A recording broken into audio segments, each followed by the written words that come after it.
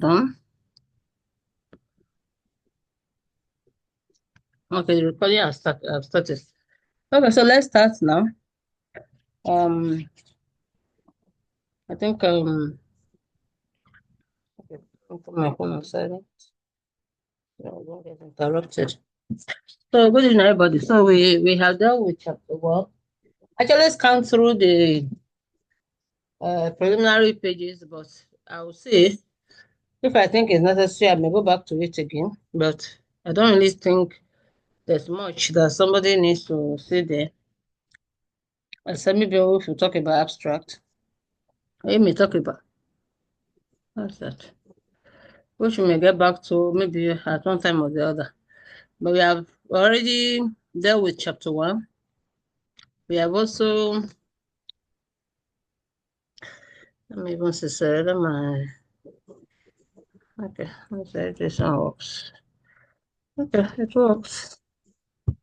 So we are there with chapter one, and last week we treated chapter two. So today we are going to chapter three. Like I always tell us, there's a connection. These things are linked, and that's why I'm saying that when you are giving your introduction, especially after the first one in chapter one, you should always refer back to the previous chapter. Then when you are giving your summary, except for chapter five that will not have a projective summary, you must always project to the next chapter. So it links. And that's that all of them are that you see them linking together. So again, chapter three starts with introduction. Please, not preamble. Then let's look at research design. I decide to talk a bit about this because I just see that many of us, I just notice that tendency by many of us that we do not explicate these things and it continues to give us a bit of problem. So the research methodology, research design. Now this is like you're drawing the architecture of a house you want to build. So you have the full plan, house plan. So it gives you the broad view, let me say, of what to expect within the work. So research design is like the way you actually plan to carry out your research, taking a kind of overview. Now there are different kinds of research design. You can call it, yes, okay, I wrote it here. It's like your global picture of the research. Now this could be qualitative or it could be quantitative. Now if it's qualitative, you go further to describe specifically. Is it that you're going to continue an interview? Is it that you're going to do content or textual analysis? So any of these things, of course, these are qualitative because they are not numerical. So whichever way you approach this thing, the fact is that you need to be clear about them. I will say this, or that what I have learned over time, that your data actually drives your research, the type of way you do your research. If you have a data that it says you analyze linguistic elements in a book, and to maybe compare them to you have a frame that you want to use to interpret them, you cannot go and be counting numbers. But however, if it's a compass, you want to look at the frequency of the occurrence of a particular word, then of course you have to count the numbers. So your research design, you need to determine this. Are you going to, and your, of course, like I said, your type of data may actually drive the kind of design you have. Because you want to know how many people are living in a house. You cannot just stop at describing they are tall, they are big, they are that. You want to know how many of them. So that is the issue. So in your qualitative design, you may decide to have interviews and then interpret what you think the nuances that are in this interview. Now, if you are doing content or textual analysis, in this case, you may be looking for the linguistic elements and the pattern of the occurrence and what they then suggest. So, if you're going to look at them thematically or whatever, you will decide this. But the important thing is that you must give us these details when you are writing. Now, is it a case study, or you in your case you are looking at electronic data. Did I call it electronic data now? Things that you downloaded from probably social media or a website or something like that, and you need to look at them, determine the pattern, determine the way they are going, and then be able to use it to determine how you're going to interpret it. So these are the things that you need to look at. So in essence, qualitative research is some people will call, and I don't think that is complimentary, they will say it's subjective. No. Otherwise, it will not be scientific, it will not be something we should trust. But your ability to philosophize and to analyze and to be able to draw conclusions. So that is what it is about. So yes, you may have a bit of, because of your experiences, your exposure, the kind of way, the coloration that your data may now have may be affected a bit. However, if you know how to do scientific study, you will also know you need to detach yourself from the data and look at it dispassionately and try to critically assess it. Now, doing that is not only when you have numerical numbers, which also can be manipulated anyway, but is that you are looking at it that within the framework I want to use to analyze this thing, how does this thing reflect or stand around this? So that is the issue. So it is there be a pattern or a picture that you must be able to get out of what you are doing. So in short, you could also be saying, of course, you can also be having pictorial analysis. You can have pictures that you are now looking at the frame and looking at the sense and looking at the meaning that is conveying. Because we make judgments. Even when you see when you decide to look at a newspaper and you see something there, you make a judgment. And that is just the truth. So you want to look at pattern, you want to look at what is present, you want to look at if you want to look at the patterns and present them in numerical manner, now you are doing a quantitative research. So that one becomes quantitative because you are doing probably a frequency count. For somebody in language, most likely I will be expecting more frequency count. It doesn't mean you cannot do other kind of analysis. Because even in what is it called now? I don't know. You have some graphs that you have in phonological analysis. So it may also be that, but then you need to interpret that because you need to determine the frequency. So in case you also are having numerical data, you may be looking at comparison, you may be looking at frequency, you may be looking at central tendency. So in this case, you are looking at quantitative research. Again, it's your data that will determine this. So your data will always determine the manner you approach its interpretation. Because if you have a data that where you're looking for frequency, you're not saying no, you just want to do qualitative to be interpreted. So how many of them are you going to look at? Now, if you want to look at frequency, and then you maybe also only have 3 elements, I mean, for God's sake, why not just look at them, interpret them, discuss them? So these are the things you need to look at. So if your research can be replicated, then because that's why we're going to say that this is a very crucial aspect of your research, because you should be able to describe plainly what exactly that you have done, how you did it. So your procedure, the processes that are involved it must be clear in your mind. I used to give example of my students. I would say, okay, when I did my project, then I went to 2 schools, the international school in UI and then another school in Agbo. And I went to get data from them. I described everything because sincerely, and which was also part of the thing I had to discuss when I was discussing, because when I got to ISI, I think the children were there more, they were more, will I say now that they were more refined, but much more. They were, will I say they were less cooperative? Probably because they are campus children and probably they also understand about privacy. But I didn't have that problem with the ones in Agbo because they were a lot more eager to cooperate, to talk to me. And then the funniest thing, I also noticed there's a pattern. I think is it the lower class or the higher class? I don't know which one of them was very, very available. Which is funny with the other school, the higher class was much more available. So these are things I reported. These are things I'm expected to talk about because it also has implication. Now, there's a study I did recently that I'm doing about technology use in University of Benin.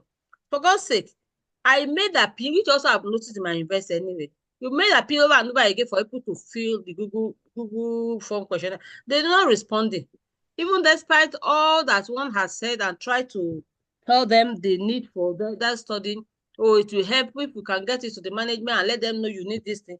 But you see, very few of them, I had to be talking and be reaching out all over and all over. So and you ask yourself why? But I had to describe that. I had to describe that in the paper. So the people are sending back to me for me to correct the paper now. From the PCF level conference in Persona. And they were telling me, yeah, but I cannot be conclusive. Yes, I cannot be, and I don't want to be. I really targeted that study to go across all the departments, but I was not getting people responding. And I didn't have the platform because their own is not the one like in my university. You can actually send, you have different groups you can send this thing to, or the person you can approach and say, okay, let me forward it to everybody. Here, you're not having that kind of opportunity. And I was to meet a deadline. So because of that, I had to actually go and maybe there's a conference grant training. I mean, research grant training that I was starting to move. Maybe from there I can reach out and see if I can do any adjustment to the paper. But the thing is that I wanted to actually know the actual way the things are, but I could not. And I had to report what I had. That I made this effort and I made this attempt, but they were not cooperating. And I don't know why. So I had to report it in my work. And that is just this. So your process and procedure should be possible that somebody should be able to replicate the study in another place or in another location or with another focus. So so it should be clear. Then you can have area of study. Now, area of study, most times it's actually the geographical location. But now if in your case, you let us know that could also be the gap. You may have a study that been done somewhere, but you now want to look at another population in a different geographical location. That may be why that is the gap. That's okay. It has been done in so place, been done in so place. Now, the reason you are doing this study now is that because you want to now experiment or to conduct that study in a new population, in a new geographical area.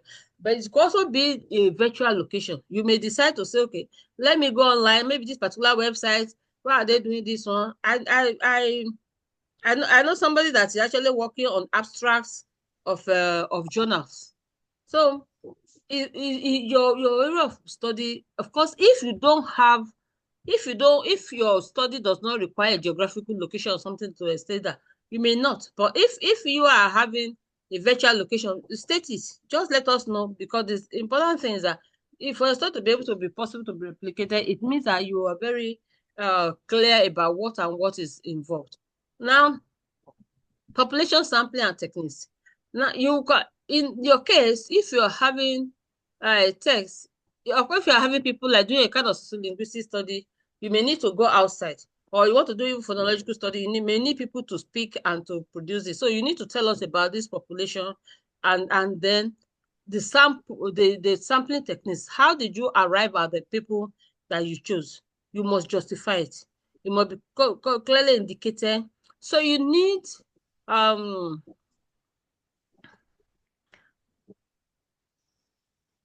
research I want to replicate, so she'll be able to say, okay, these are the people that I use, and I'm not using that. Yeah, your own may be that it may even be maybe the text of people. However, whichever way, you must be able to tell us clearly why the particular population is what you're using. Then let's look at instrumentation and sources of data. Most of us are familiar with using what's it called? Questionnaire. But you also don't know interview could be another way. Your observation could also be another way. Well, observation could also be called a research design, but it could also be your way of collecting data. So the instrumentation, so now it depends. If you're using questionnaire, but if you ever have interview, like the one we went to conducted Nigerian women politician and all of that, the unfortunately we could not get them. Only Senator King, Kingibe were able to speak to, but we sent them in the interview. We sent them letters. Okay, I think no, we didn't send the interview, but we sent the letter. But we sat down, discussed based on. I think that's another thing I forgot to mention there. Based on your research objectives, because the way you are going to draw your what is it called now? You are going to draw your research problem or statement problem out of this thing, or get those out of your background. The same you are going to get to break down your research problem now. Your statement of problem, you do the same way you are going to break it down into your objectives and research questions. So when you want to also you should be able to let us know that, okay, this is the instrument that I'm going to use, and be able to design in such a way that it will reflect the content of how to answer the question that you have set in your research question. Then what about method of data collection? Now, once you have your instrument, now it will say to you why and how. So why did you use that particular, why are you taking this particular data? Why do you need this particular data on, or why are you actually using the instrument you want to use? So you'll be able to give reason and justify. So then how? So now that's the method. So the how is the important question your methodology must answer. So how are you collecting this data?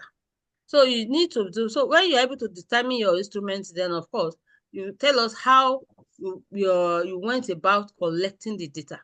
So it must be authentic and tenable. So you should be clear about the kind of information that how you conducted this thing in the field, how you went about it. It must be clear, because that's the way we can be authentic about it.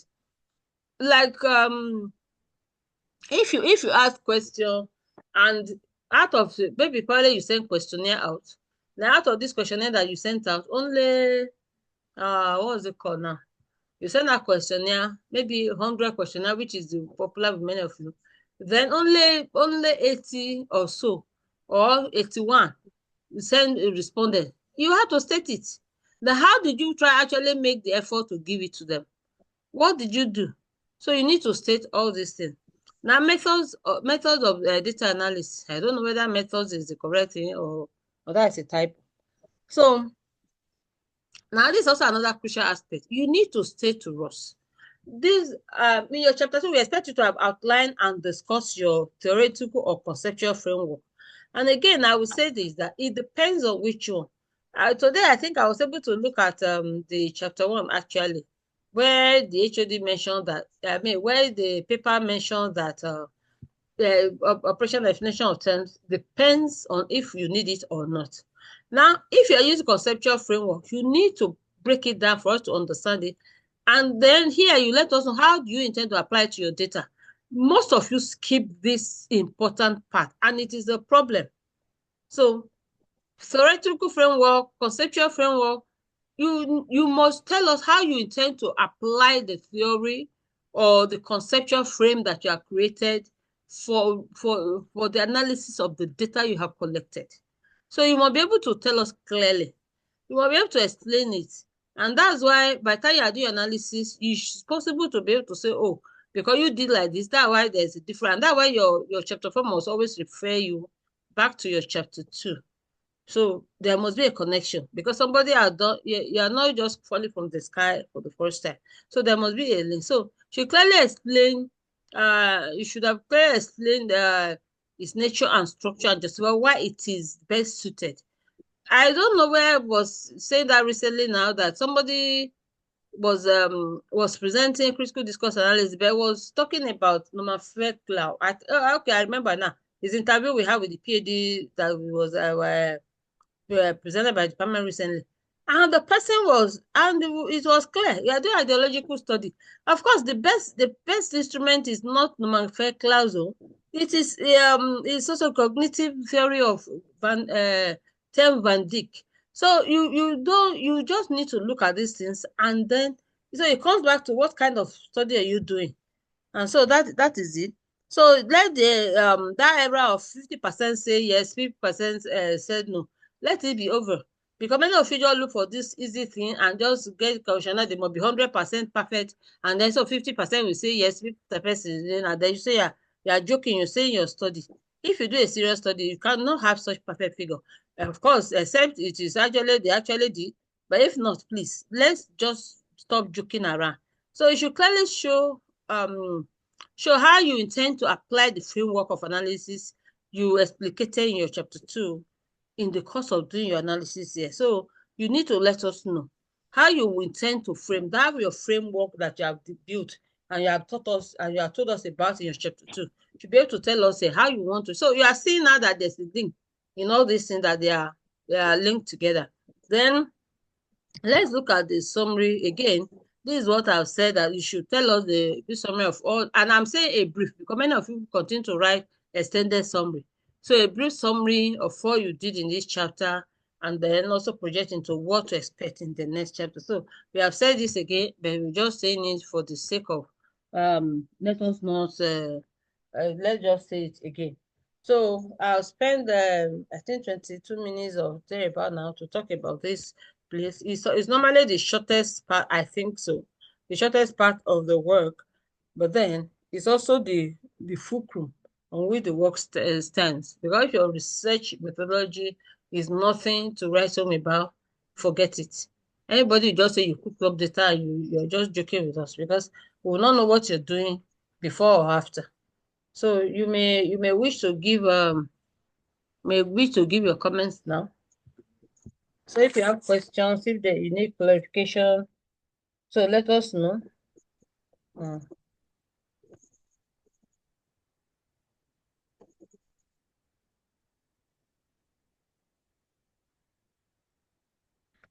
Yeah, do we not have comments? Do you not have any comments? Are we good? This is very clear, Hello, right? good evening, ma'am. Good evening. This is clear, Yes, there's ma'am. no, right? There's no issue. It's clear, but I have a question. For Okay. me, yes, for me, I'm working on the analysis of selected poems with respect to social actors. So is my area and population is based on these poems. So I don't know, because some of these poems are related to Africa, Nigeria, and by extension, Africa. So will I be situating my area to Nigeria generally, or just those poems? Okay. Good question.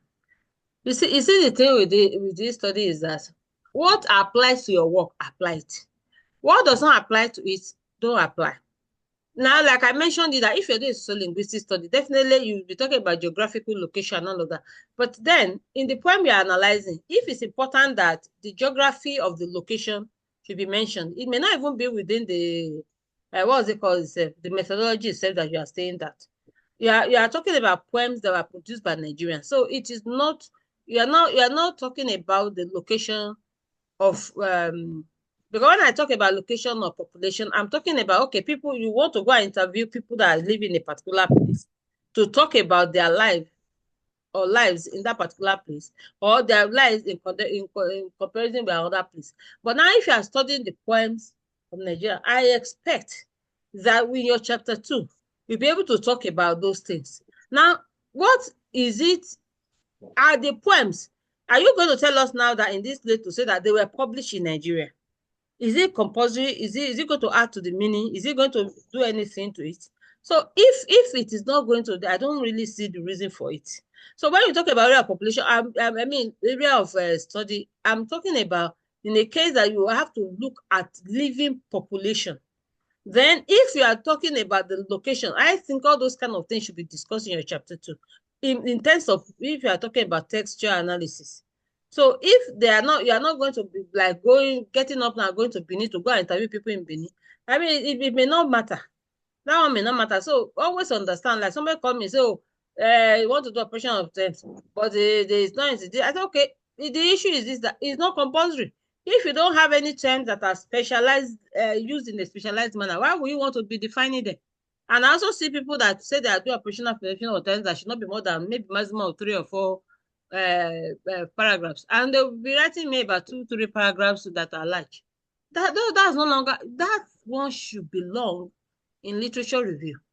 So please, it may not concern you about area of study if you are not going to a physical location or a virtual location where you are extracting your data from. If you are doing a textual location, except you think that the information about where it was published is significant. But because you cannot even be talking about the author in your literature, I mean, in this your chapter 3, we expect you to have dealt with all of those ones about the life or whatever of the author in your chapter 2. So that's it. So I don't think, if I got clearly what your question is, I don't think that that aspect concerns you. So what does not concern you, please remove it. Remove it. There's All no right. point to just say for the sake of putting it, you put it. So please, any that does not really reflect what the study is about, please remove it. Okay. Thank you so much, ma'am. I also have another concern, Okay. if you permit me. Yes. In the course of my chapter 2, I discovered that there is no way I will be doing a good research without bringing in Van Leeuwen's social actor theory. And before now, I have only looked at 2 theories that are intended to use. Okay. So is it possible to bring in that Van Leeuwen's social actor theory at this time?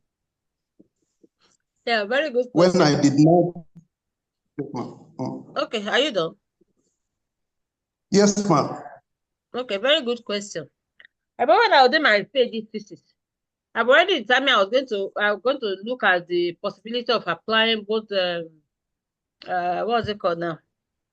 Both Hallidayan and Chomskyan theories, and see whether they can actually, to prove that they can actually be used to do data analysis, that they are not as so much at variance, they are both grammatical theories and they could be used. So I've already made up my mind with that. But when I did my first seminar presentation in the department, then one of the lecturers now said, that this study you want to make, the way he sees it, what we fit it best is to have a global theoretical background, a theoretical frame that it can be situated in. And he said that about critical discourse analysis, and I've not heard of it before then. And when I went to read it, I said, yes, this is just perfect for my work. Yes, I'm doing syntactic analysis, but within the frame of critical discourse analysis, because I was doing a socio-cognitive theory. I mean study. So it fits. But when the same person, after my second seminar, was telling me that, oh, that why not add this? And I told him, I said, see, this work will lose focus. He gave me a very brilliant idea the first time, but the second time it was not, it was useful. I just don't know what I was going to do. I think there was a semantic aspect of the work. Okay, we have 10 minutes more.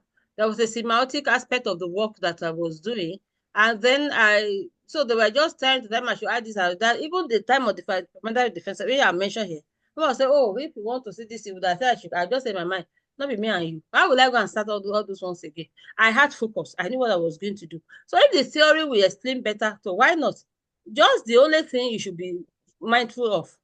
Don't go and be saying every new theory you are reading about, oh, you start doing it, and then your work will start expanding and expanding, and then, I remember about how many weeks ago I told you, I said, oh, you are still reading, and I told you, bring what you have. If I've not even looked at it, but just bring what you have. I mean, it took you almost about 3 weeks or so after, before you even sent it. So the thing is that don't fall into that error of reading and reading and reading and not writing. It's very easy to fall into that. Because I'm telling you, Solomon said there's many books in the world. How many will you be able to read? You can't read everything. That's the truth. But when you have found what fits or best stand as the frame for you to analyze your work, and that's why you continue to understand that when you say conceptual framework, you can actually create a theory and explain and tell us how it can and interpret your data. So, and that's what conceptual framework is about. It's not this one that you people do. I say no way. I have the meeting that somebody was saying they should have done conceptual, they should have done empirical, they should have done. And I say, okay, this is for God's sake, this is just a proposal meeting. So those kind of things were not necessary yet. So it should be either of them or both of them if you think it's necessary. So please let us just understand that and don't go and lose yourself if you are reading so much. Let just understand what best fits, and that's the point of all this meeting and having a what best fits the work you're doing and hit it. I'm telling you, when somebody, at least among those people that present that day, even though his work, he has his own issues and all of that, but he was straight, like hot, hitting everything on the head and to point. And I like that about the guy's work. So that is it. So please don't lose yourself. Just say any new theory you read about, you start running after it. No. Look at what fits your work best and fit it. But if it is possible, you can add it. If you think that there's something you can add to you. I use about 3 in my thesis, but I use only one in my master's. I use only one theory. I did a static analysis using the SFG, the systemic functional grammar. That's what I just did. But I did a stylistic study actually by using the syntactic analysis that I use SFG as the base. So it depends on you, but let it be focused, laser focused. That one is very important. So any other question, please? Thank you, ma'am. You're welcome. We have 6 minutes. 6 minutes now. Okay. Go ahead. We have 6 minutes more. Thank you, ma'am. Okay, no question, right? Just want to appreciate you, ma'am. Yes, sir. Yes, ma'am. Okay, no problem. Thank you very much. You. It's a pleasure for me doing it. Once you are making my life easier by writing well and not giving me headache. So I want to just submit. I just look at it and I'm telling you, it should be worth it then. So thank you, everybody. So thank everybody that showed up. Thank you, ma'am. Now, what is what I'm doing is a selfish thing. It's very selfish thing, so that I will not be correcting each of you differently. When I correct all of you, so that if you all give me, so what you all give me, I'll just be saying approve. Within 4 weeks, we are finished. They will just be saying, I want magic. They will not know. They will not know. They will not have done all this background work. Abi Fatima, you're overstaying. I used to, I did my PhD, I finished my PhD. So it's possible. I only had to be waiting for UI to allow me to do my degree. They had to be staggering. Good evening, ma. Good evening. Fatima, I was sitting when we started. Yes, ma. Okay. So let's do this. Me, I would like you people back. Somebody gave me, I think we started something. You said? In the first quarter of this year, and the person gave me the complete work. So it's possible. It's very possible. Yes. Don't just be afraid. Thank you. Read it, and I did it, so I know it is possible. As terrible as all the theories are combined together, but I did it. So I know it is possible. I know it's God's help, sure, but I'm very cooperative. All of you will agree, Abi? Thank you. Okay. Okay, so well done. Yes, ma. So that's all. Yes. So see you guys next week. Good night. Okay, ma. All right, ma. Good night, ma. Yeah. Thank you, ma. Bye.